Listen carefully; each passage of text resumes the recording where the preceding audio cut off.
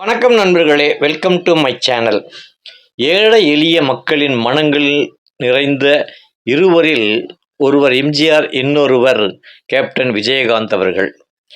Captain Vijayakanth அவர்கள் நட்பை போற்றிய ஒரு தலைவன் என்பதை பற்றி தான் இப்பொழுது உங்களுடன் பேச வந்திருக்கிறேன்.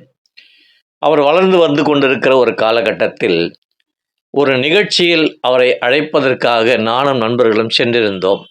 சிவாஜி கார்டன் என்ற இடத்துல இரவு நேரம் 11 மணிக்கு மேலே படப்பிடிப்பு நடந்துகிட்ருக்கு. படப்பிடிப்பு இடையில் வந்து எங்களை சந்திக்கிறார். என்ன விஷயம் என்று கேட்கிறார்.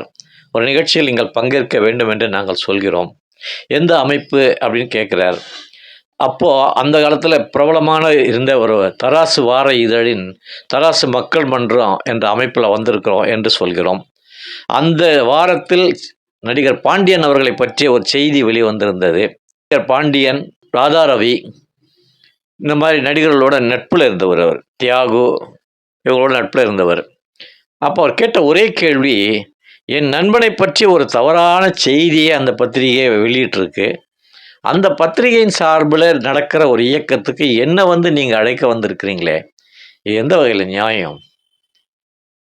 நீங்கள் கிளம்பலாம் அப்படின்னு சொல்லிட்டார். முகத்தில் அடித்த மாதிரி தான் இருந்தது எங்களுக்கு. ஆனால் அதன் பின்னால் அவர் நட்பைக்காக எந்த அளவுக்கு உயர்ந்த இடத்துல நட்பை வைத்திருக்கிறார் என்பதை உணர்ந்து கொண்ட நேரம் அது. இன்றைக்கு அவருடைய 2வது ஆண்டு நினைவு தினம். கட்சி தொடங்கி ஏழை எளிய மக்களின் மனதில் நீங்கா இடம் பிடித்த அந்த தலைவன் பெருமைகளை சொல்லிக்கொண்டே இருக்கலாம். நான் அறிந்த பெருமை இது என் நினைவில் நின்றது. அதை உங்களோடு பகிர்ந்து கொள்வதை விரும்பிதான் இந்த பதிவை வெளியிட்டிருக்கிறேன். இது நான் நேரடியாக அவரை சந்தித்த ஒரு அனுபவம். அவர் புகழ் மேலும் ஓங்கி ஓங்கி வளரணும்.